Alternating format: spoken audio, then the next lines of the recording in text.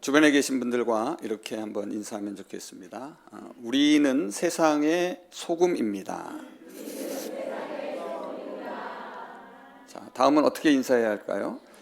우리는 세상의 빛입니다.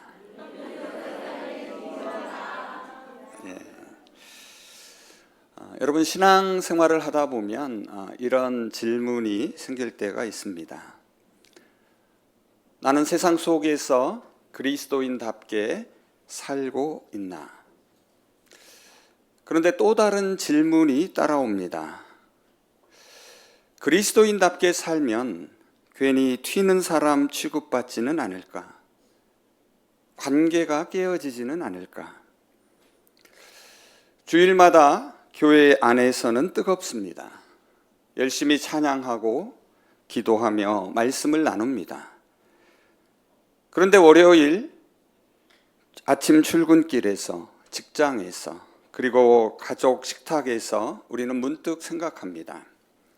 여기서 나는 어떻게 그리스도인으로 살아가야 할까? 그래서 우리는 흔히 두 극단 사이를 오갑니다.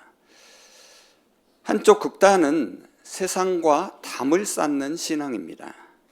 나는 깨끗해야 해. 나는 다르니까. 회식 자리는 피하고 동료들과 어느 정도 거리를 둡니다. 등불을 켜놓고도 스스로 그 위를 그릇으로 덮는 것입니다. 그러다 보면 어느 순간 내가 세상에서 아무런 영향력도 끼치지 못하고 있다는 것을 깨닫게 됩니다. 그냥 이상한 사람, 자신만의 아는 언어로 사는 사람이 됩니다. 또 다른 한쪽의 극단은 세상과 타협하는 신앙입니다. 관계가 중요하니까. 너무 예민하게 굴면 안 되니까. 그래서 세상 속으로 들어가 좋은 사람이 되려고 애씁니다. 그런데 어느 순간 내가 그들과 무엇이 다른지 모르겠다는 생각이 들기 시작합니다. 그냥 착한 사람, 예의 바른 사람일 뿐 그리스도인의 향기는 어디론가 사라져 버립니다. 여기서 저는 정채봉 시인의 콩신의 자녀 교육이란 시가 떠올랐습니다. 아주 짧은 시입니다. 광야로 내보낸 자식은 콩나무가 되었고 온실로 들여보낸 자식은 콩나물이 되었고, 여러분, 광야는 거칠지만 그곳에서 자란 생명은 위로 뻗어 마침내 콩나무가 됩니다. 반면에 온실은 안전하지만 그 안전함 속에서 자란 생명은 연약한 콩나물이 될 뿐입니다. 우리는 사랑하기 때문에 자녀를, 또 우리 자신을 온실 속에 두고 싶어 합니다. 상처받지 않게, 흔들리지 않게 안전하게 지키려고 합니다.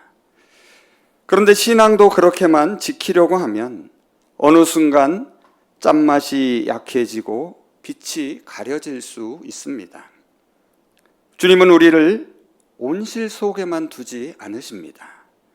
주님은 우리를 광야 같은 세상 한복판으로 내보내시되 그곳에서 꺾이게 하시려는 것이 아니라 콩나무로 자라게 하십니다. 여러분, 세상과 구별돼야 할까요? 아니면 세상 속으로 들어가야 할까요? 순결을 지켜야 할까요? 관계를 맺어야 할까요? 여러분은 이 둘 사이에서 어디쯤 서 계십니까? 혹시 그때그때 다르신가요? 오늘 예수님은 우리에게 소금과 빛이라는 두 정체성을 동시에 주십니다. 그런데 이 정체성은 우리에게 숙제를 두 개 더 얹어주는 말씀이 아닙니다. 오히려 한 가지 질문으로 우리를 초대합니다. 어떻게 짠맛을 유지하면서 세상 속에서 존재할 것인가? 소금과 빛은 따로 떨어진 두 과제가 아니라 한 신앙 안에서 늘 함께 긴장하며 붙어있는 두 정체성입니다. 이제 그 긴장 한가운데로 함께 들어가 보려고 합니다. 오늘 본문은 예수님이 들려주신 산상수훈의 첫 대목에 있습니다. 바로 앞 마태복음 5장 3절에서 12절을 보시면은 팔복에 대한 말씀이 있습니다. 그리고 바로 뒤 17절에는 율법에 대한 말씀이 이어집니다. 팔복은 참 행복의 길을 말하지만 그 길이 결코 편안한 길만은 아님을 함께 말합니다. 의 때문에 박해를 받고 의 때문에 모욕을 당하고 오해를 받는 자리, 바로 그 자리에서 예수님은 너희는 세상의 소금이고 세상의 빛이라고 선언하십니다. 그러니까 이 말씀은 안전한 교실에서 듣는 이론이 아닙니다. 정체성이 흔들리는 광야 같은 자리에서 내가 정말 주님의 사람인가라는 질문을 하게 되는 자리에서 주님이 저와 여러분을 붙들어 주시는 말씀입니다. 다시 한번 13절을 보십시오. 너희는 세상의 소금이니. 14절을 보십시오. 너희는 세상의 빛이라. 여러분, 예수님은 소금이 되라, 빛이 되라 라고 명령하지 않으십니다. 우리는 이 말씀을 들을 때마다 이상하게도 부담감을 느껴왔습니다. 나는 빛과 소금이 되어야 하는데 지금 그렇게 살고 있지 못하지. 그래서 애를 씁니다. 더 나은 그리스도인이 되려고 기도하고 노력합니다. 물론 좋은 모습입니다. 하지만 다시 예수님의 말씀으로 돌아와 보십시오. 너희는 세상의 소금이다. 너희는 세상의 빛이다. 여러분, 이것은 명령이 아닙니다. 정체성의 선언입니다. 무슨 말입니까? 너희는 이미 소금이고 너희는 이미 빛이라는 것입니다. 이것은 우리의 노력이나 의지와는 전혀 상관이 없습니다. 주님께서 우리를 부르셨을 때, 우리가 그리스도를 영접했을 때 우리는 이미 소금이 되었고 우리는 이미 빛이 되었습니다. 그렇다면 이제 우리의 질문은 달라져야 합니다. 어떻게 빛이 되고 어떻게 소금이 될까가 아니라 이미 빛과 소금인 내가 세상 속에서 어떻게 살아갈까가 되어야 합니다. 예수님은 소금과 빛의 말씀을 통해 하나의 긴장을 보여주십니다. 소금은 세상과 구별되되 결국 세상 속에 스며들어야 합니다. 빛은 세상 속으로 들어가 비추되 그 빛이 흐려질 만큼 세상의 방식과 타협해서는 안 됩니다. 이 긴장 속에서 예수님은 두 가지 위험을 경고하십니다. 하나는 소금이 맛을 잃을 위험이고 다른 하나는 빛이 숨는 위험입니다. 소금은 세상과 섞입니다. 음식 안에 들어가 녹아듭니다. 그러면서도 자신의 짠맛은 절대 잃지 않습니다. 맛을 잃은 소금은 어떻게 된다고 합니까? 쓸모없어 길바닥에 버려진다라고 말합니다. 반면에 빛은 어둠을 향해 나아갑니다. 어둠 속으로 들어가 빛을 비춥니다. 하지만 등불을 그릇으로 덮어버리면 어떻게 됩니까? 빛은 있지만 아무도 그 빛을 보지 못합니다.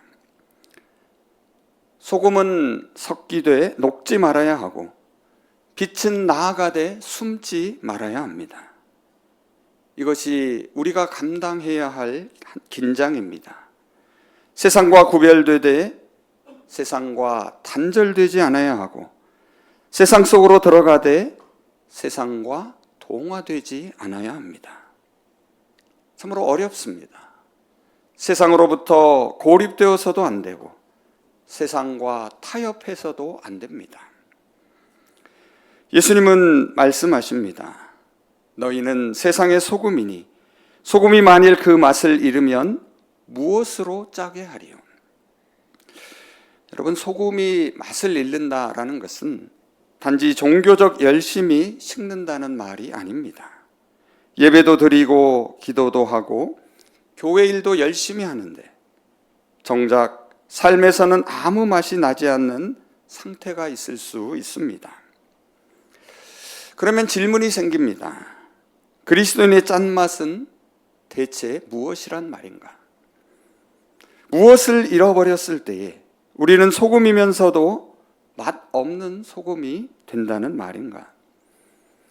오늘 마태복음의 문맥에서 소금의 짠맛은 의와 깊이 연결되어 있습니다. 마태복음 5장 6절에 의에 줄이고 목마른 자가 등장합니다. 10절에는 의를 위하여 박해를 받는 자가 나옵니다. 그리고 20절에는 너희 의가 서기관과 바리새인보다 더 낫지 못하면 이라고 경고하고 있습니다. 이런 흐름 속에서 소금의 짠맛은 곧 하나님의 의입니다. 의는 하나님과의 올바른 관계를 말합니다. 자, 이렇게 설명하면 어떤 분들은 고개를 끄덕이면서도 마음속으로는 이렇게 느낄 수 있습니다. 좋은 말 같은데 왠지 내 삶하고는 좀 멀어 보이는 것 같다.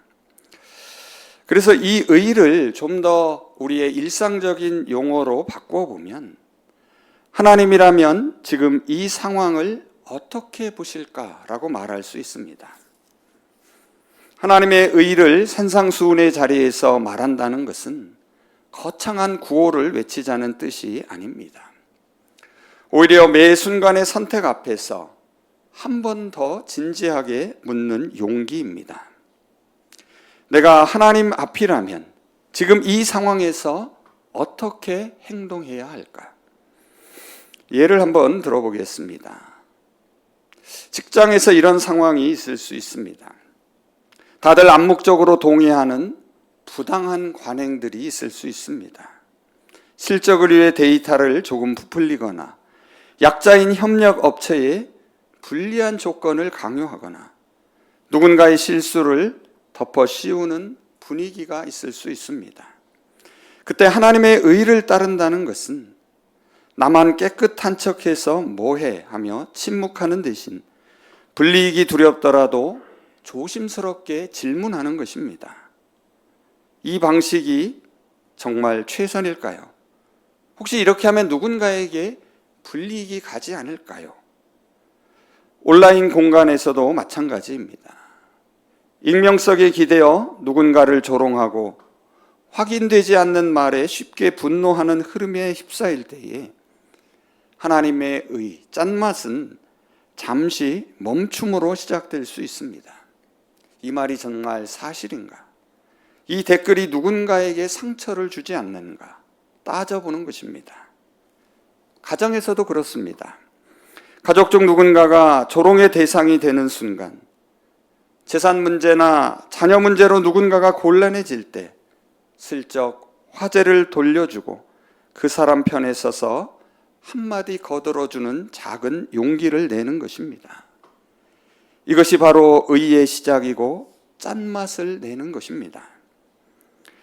여러분, 의는 남의 일에 간섭하는 것이 아니라 일상의 관계 속에서 하나님의 시선을 회복하는 용기입니다. 그리고 그 용기가 저와 여러분을 소금답게 만듭니다. 그런데 여기서 우리가 또 잊지 말아야 될 한 가지가 있습니다. 소금의 짠맛을 지키려는 마음이 우리를 또 다른 위험으로 몰아갈 수 있습니다. 나는 타협하지 않겠다라는 마음이 어느새 저 사람들은 다 틀렸어라는 마음으로 바뀌어 세상의 갈등과 고민과 아픔을 외면하게 할 수도 있습니다. 짠맛을 지키려다가 세상과 단절해 버리는 것입니다. 그러면 우리는 소금이면서도 어둠을 비추는 빛이 아니라 숨은 빛이 되고 맙니다.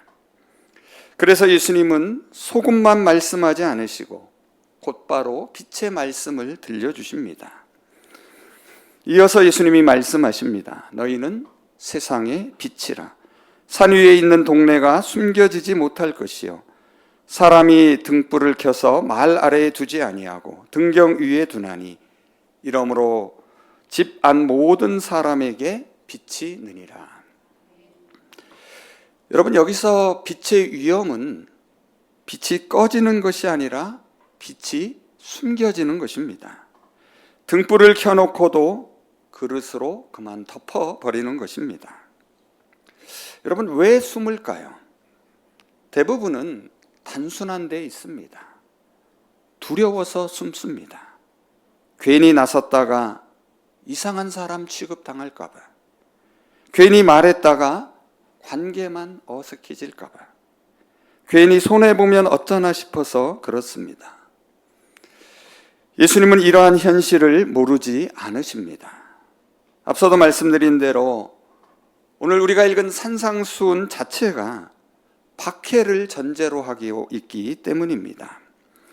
그래서 주님은 우리를 다그치시기 전에 먼저 우리가 어떤 존재인지 정체성을 다시 붙들어 주십니다.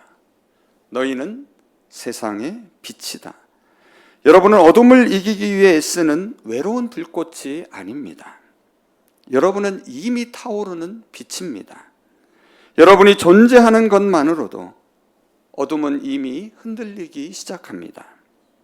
그렇다면 빛을 비춘다라는 것은 구체적으로 무엇일까요? 그것은 약하고 소외된 사람을 돌보는 것입니다. 예수님의 찬 빛을 그저 반사시키는 것입니다. 마태복음 25장과 이사야 58장은 그 빛의 모양을 더 선명하게 보여줍니다. 여러분이 잘 아시는 양과 염소의 비유가 등장하는 마태복음 25장에서 주님은 줄인 자에게 먹을 것을 주고 목마른 자에게 마실 것을 주고 나그네를 영접하고 병든 자를 돌보고 갇힌 자를 찾아가는 것, 그것이 곧 지극히 작은 자 하나에게 한 것이 곧 내게 한 것이다 라고 말씀하십니다. 이사야에도 굶주린 사람에게 정성을 쏟고 불쌍한 자의 소원을 충족시키면 너의 빛이 어둠 가운데서 나타날 것이다 라고 말합니다. 여러분, 여기에서 중요한 것은 이것입니다. 빛은 높은 자리에서만 빛나는 것이 아닙니다. 가장 낮은 자리에서 밝게 드러난다라는 것입니다. 그래서 빛을 비춘다는 것은 세상에서 성공해서 영향력을 갖는 것만을 뜻하지 않습니다. 오히려 아주 가까운 이웃에게 눈을 돌리는 것입니다. 우리의 등잔 밑을 밝히는 것입니다. 빛은 거창한 희생이 아니라 일상의 작은 선택으로 나타날 수 있습니다. 회사에 갓 들어온 신입사원의 서툰 질문에도 인내로 답해주는 것, 모두가 꺼리는 일을 기꺼이 맡는 것, 뒷담화가 오가는 자리에서 화제를 슬쩍 바꾸는 것, 청소하시는 분께 눈을 마주치며 인사를 건네는 것, 가정이나 직장에서 힘든 하루를 보낸 배우자에게 무슨 일 있어? 라고 물어보는 것, 기대에 못 미치는 성적표를 받아온 자녀에게 힘들었겠다 말해주는 것, 목소리가 평소와 다른 부모님께 정말 괜찮으세요? 한 번 더 엿듣는 것입니다. 이런 순간들이 바로 등불을 등잔대 위에 올려서 등잔 밑을 밝히는 것입니다. 그런데 여러분, 여기에도 또 하나의 위험이 숨어 있습니다. 빛을 비추는 일에만 몰두하다 보면 사람들에게 다가가려면 어쩔 수 없어 하면서 복음의 짠맛을 희석하는 위험에 빠질 수 있습니다. 그래서 예수님은 소금과 빛을 따로 말씀하지 않으시고 우리 인생 한복판에서 동시에 붙들게 하십니다. 짠맛을 잃지 말라고 하십니다. 무슨 말입니까? 타협하지 말라는 것입니다. 하지만 숨지 말라고 하십니다. 고립되지 말라는 것입니다. 이 긴장이 바로 제자된 우리 그리스도인들의 삶입니다.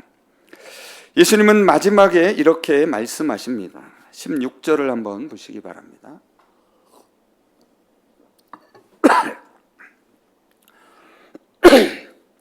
이같이 너희 빛이 사람 앞에 비치게 하여 그들로 너희 착한 행실을 보고 하늘에 계신 너희 아버지께 영광을 돌리게 하라. 여러분, 여기서 착한 행실은 단순한 상냥함이 아닙니다. 하나님 보시기에 좋은 행실, 곧 하나님의 뜻에 맞는 올바른 행실입니다. 그래서 때로는 불의 앞에서 단호한 말이 될 수도 있고, 때로는 억압받는 이유 편에서는 용기가 될 수도 있습니다. 그리고 그 행실의 목적은 무엇입니까? 나 자신을 드러내는 것이 아닙니다. 사람들이 우리를 칭찬하게 하라는 말이 아닙니다. 사람들이 하나님 아버지께 영광을 돌리게 하라는 말씀입니다. 그러므로 소금과 빛의 삶은 결국 이렇게 요약할 수 있습니다. 소금의 짠맛이란 하나님이라면 어떻게 보실까를 묻는 용기로서 하나님의 뜻을 삶에서 실천하는 것입니다.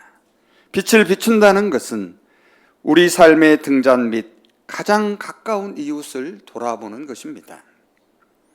우리 성심 공동체가 우리 등잔 밑인 신부동을 밝히는 일에 계속 힘을 쓰고 있습니다.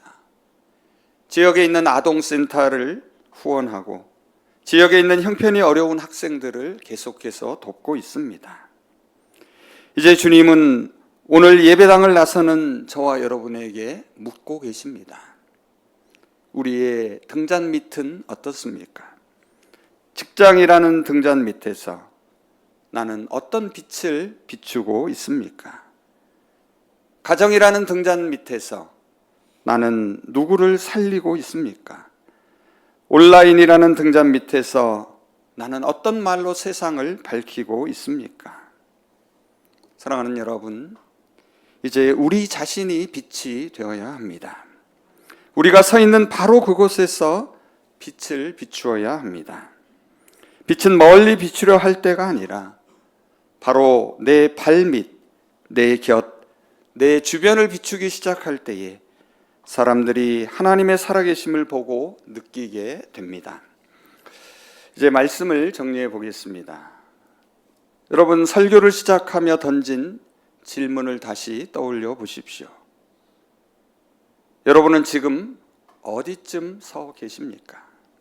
혹시 짠맛을 지키는 데 집중한 나머지 교회 안에만 머물고 계십니까?